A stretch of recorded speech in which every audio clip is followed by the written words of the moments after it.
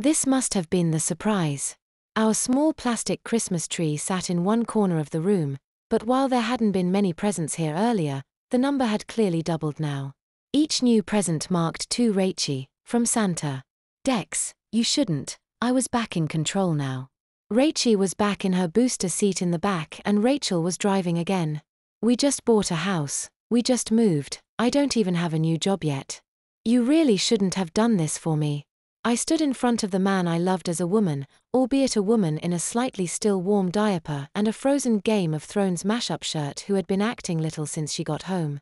The man who carried his pizza intact on a grown-up plate and mine on a little girl's plate. It was almost absurd to be talking about money like this, but here I was. He took a deep breath and squared his shoulders, steadying himself. I didn't get them for you, Santa did.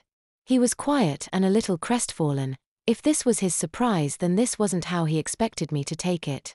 I appreciate it, I really do, but we can't afford it. You don't need to buy me anything. You don't need to buy Big Rachel or Little Rachie anything. It's just enough that I have you this Christmas. I hoped that took the blow out of it, but looking at his solemn face, I knew it didn't. At least take a look at what's in your stocking. His eyes were still locked to the floor and I felt worse about myself than I had all evening. I don't know how he pulled this off, but he did. He bought tons of things for my little, kept them hidden, and built up a surprise, and my first reaction isn't thank you or thank yous, but reminding him how broke we are. Now I felt like shit, worse than I had all night. Those mocha eyes that had been so full of love were now so sad. The least I could do was check out the stocking. So I crossed the room to the mantel above the television where our stockings hung. Inside were mixed odds and ends, some for me, Big Rachel, others for Little Rachie, and some that really could have gone either way. By the time I sorted out the candy, character socks, and cute hair bows and arrived at the bottom of the box, I felt the crinkle of wrapping paper. Odd, I thought. I pulled the tiny wrapped box from the stocking. It was small and relatively square, wrapped in frozen-themed paper.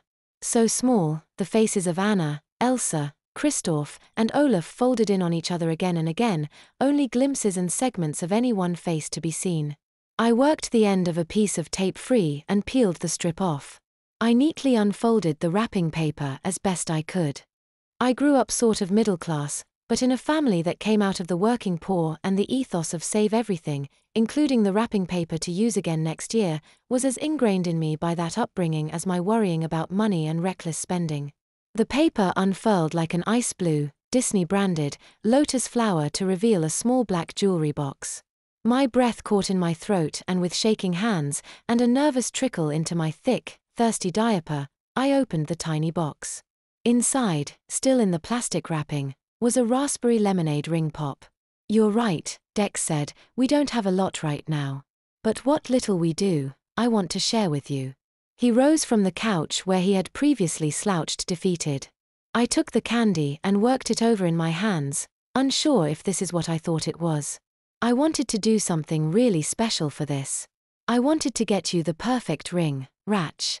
He took my hands, with the ring pop, in his. I couldn't afford the ring you really deserve, I'd been saving up, but then the move came and we had to get the house and I couldn't anymore. So I wanted to get a ring that would at least still make you smile. Dex let go of both my hands, still holding on to my right. He opened the ring pop package and went down to his knee.